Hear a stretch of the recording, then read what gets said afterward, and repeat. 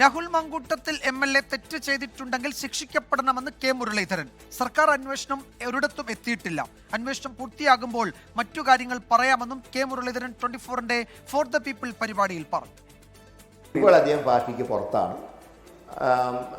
പക്ഷേ അദ്ദേഹത്തിൻ്റെ കേസിൻ്റെ കാര്യത്തിലൊന്നും ഗവൺമെൻറ് മുന്നോട്ട് പോയിട്ടില്ല. അങ്ങനെ തെറ്റ് രാഹുൽ മങ്കൂട്ടത്തിൽ ചെയ്തിട്ടുണ്ടെങ്കിൽ അദ്ദേഹം ശിക്ഷിക്കപ്പെടണം എന്നുള്ള കാര്യത്തിൽ ആർക്കും സംശയമില്ല. പക്ഷേ ഇതുവരെയായിട്ട് ഒരു നടപടിയും സർക്കാരിൻ്റെ ഭാഗത്തുനിന്ന് ഉണ്ടായിട്ടില്ല. ഒരു കേസും ഇതുവരെ തെളിയിക്കാൻ സർക്കാരിന് കഴിഞ്ഞിട്ടില്ല. അങ്ങനെയൊക്കെ വരുമ്പോൾ ബാക്കി കാര്യങ്ങൾ നമുക്ക് പിന്നെ ആലോചിക്കേണ്ടി വരും. കെ മുരളീധരനുമായുള്ള അഭിമുഖത്തിന്റെ പൂർണ്ണരൂപം ഇന്ന് വൈകിട്ട് 5-ന് 24-ൽ കാണും. ഒരിക്കലും UDF പരാജയപ്പെടാൻ NSS ഒരു കാരണമാവില്ല. തദ്ദേശം പിടിക്കാൻ കോൺഗ്രസിന്റെ പ്ലാൻ എന്ത്? മനസ്സ് തുറന്ന് കെ മുരളീധരൻ. SNDPയുടെ വെള്ളാപ്പള്ളി എന്ത് തന്നെ പറഞ്ഞാലും സ്ഥിരമായിട്ട് കോൺഗ്രസിന് വോട്ട് ചെയ്യുന്ന കുറേ ആൾക്കാരുണ്ട്. ആ വോട്ടിന് മാറ്റമൊന്നും ഉണ്ടാവില്ല.